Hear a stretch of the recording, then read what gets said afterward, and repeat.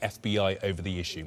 Michael Flynn says he will now fully cooperate with the Special Prosecutor Robert Mueller's investigation into Russian interference in the US election.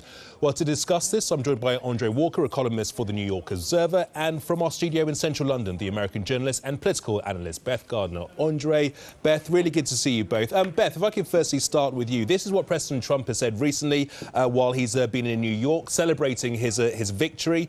He says we're going to grow the country, jobs, we're going to grow everything. This $1.5 trillion tax bill is a good story for the Trump administration.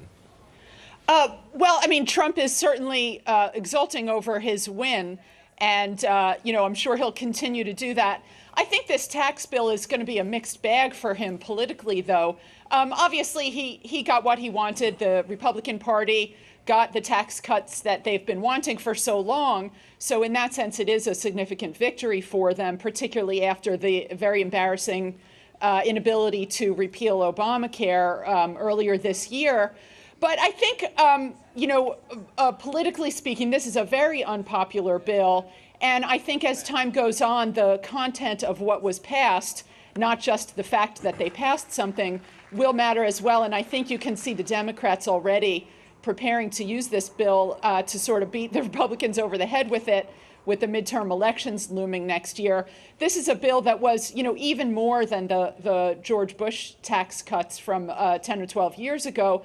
This was a bill that was really extraordinarily heavily weighted towards the very wealthiest Americans and, towards big taxes for corporations. The Republican argument always is that will sort of trickle down, it will stimulate the economy. But I think most independent analysis has suggested pretty strongly that not only is this going to add upwards of $1 trillion to the deficit, but that it's really going to sort of, put inequality on steroids by forcing down the line, most likely, big cuts to social programs like Medicare, Medicaid, Social Security, these other very popular programs to pay for the tax cuts in this bill. Very literally, there's a tax break in there for people with private jets that they shouldn't have to pay taxes on money they use to maintain their personal aircraft. Okay, so, well, there's a lot the Democrats are going to try to do with this. A lot to touch on there. Let's bring in Andre. So Beth's saying that this is quite an unpopular tax bill, yet it's a tax bill that passed through nonetheless, even though it was narrow. Yeah, look, I mean, obviously it encourages entrepreneurialism. Now, that's people who are right at the bottom starting out in entrepreneurialism, but also people who are right at the top as well. So I think that's a good thing. But can I just say one thing to you that I think is really important? In 2014, Oxfam estimated that US corporations have a total of $1.4 trillion in offshore accounts. And their estimate for Apple was that it was $181 billion. Now, that is a vast amount of money. And the reason that has taken place is that these US corporations will not bring their money back to the US until the 35% corporation tax was abolished. So today, we've now got a 20% rate. So that means that all of this money will now come back to the US Treasury. Now, I'm no economist, but I can tell you something. 20% of 1.4 billion is more than 35% of nothing. And therefore, this is going to be good for the American taxpayer. Beth? Well, I think we're going to find out the answer to that question because they clearly are cutting the corporate tax rate from 35 to 20%.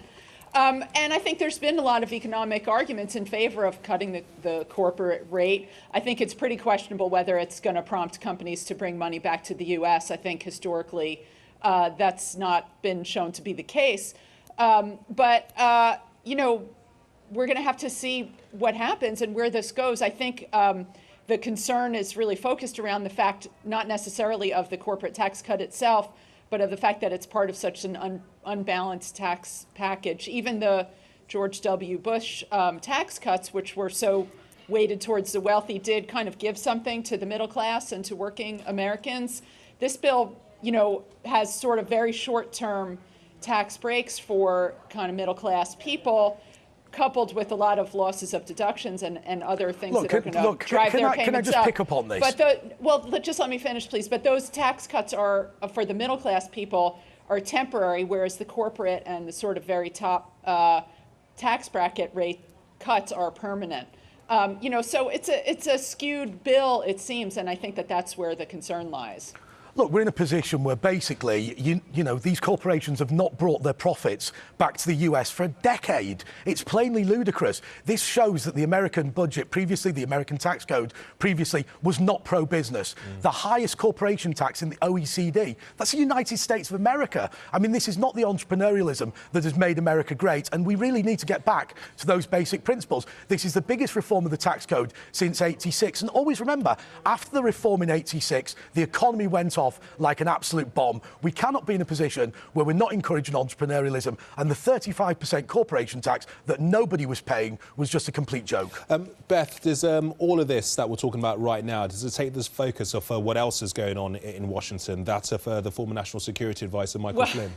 Well, I mean, for sure, the story of the Trump presidency has been that there's a lot of things to pay attention to at any given time, and that they're all sort of distracting from each other. For sure, this Flynn news hit like a bombshell yesterday, and it stepped all over what the Trump White House was hoping would be a good news day. I think that, you know, this was a plea deal of tremendous importance announced yesterday. And as it works with these investigations, it's going to take time for it to sort of play out and for us to see what the ultimate ramifications are. But I think it's very clear that Michael Flynn was, you know, as National Security Advisor, obviously a very high up official in the administration. He was very close and trusted confidant of President Trump through a, you know, very critical period. And the fact that he's cooperating now with the Mueller investigation is hugely important. And the fact that Mueller agreed to do this deal with him, I think, is clearly indicative of the fact that, you know, Flynn is giving him something good. Mueller would only do a deal with Flynn, someone so high up who would have otherwise been really a prime target of the investigation, if Flynn was giving him evidence against someone higher up. And that could very well be the president himself. I think the next person in immediate legal jeopardy is most likely Trump's son-in-law, Jared Kushner. But I think the likelihood now that Trump himself and potentially the vice president as well are in sort of Mueller's line of fire, you know, really increased yesterday. Andre, I mean, Beth just sort of touched on Jared Kushner there. Reports coming out of the United States that it was actually him that ordered Michael Flynn to go to the Kremlin.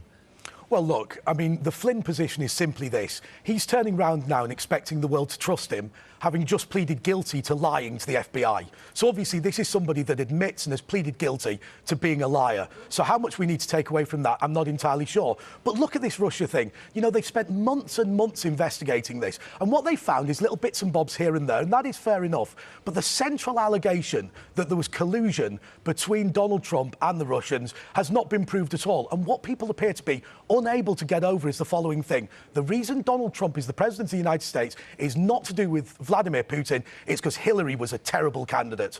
We saw Mark Zuckerberg talk about Facebook. He says that there were 200, or he described it as a few hundred, Facebook profiles linked to Russia. 200 Facebook profiles. What are the 2 billion users of Facebook? They also said that the Russians might have spent $100,000 on advertising.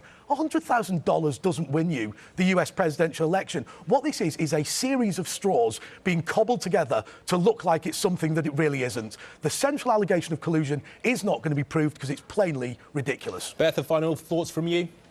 Yeah, I mean, I don't think this is about Hillary Clinton anymore. This is a legal process now.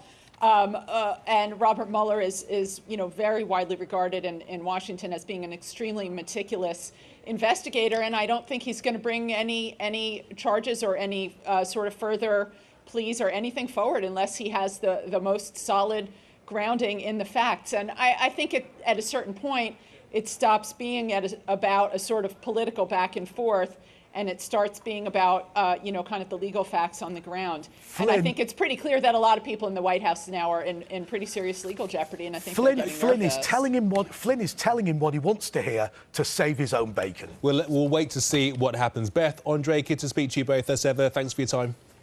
So. Pope Francis met with refugees in Bangladesh.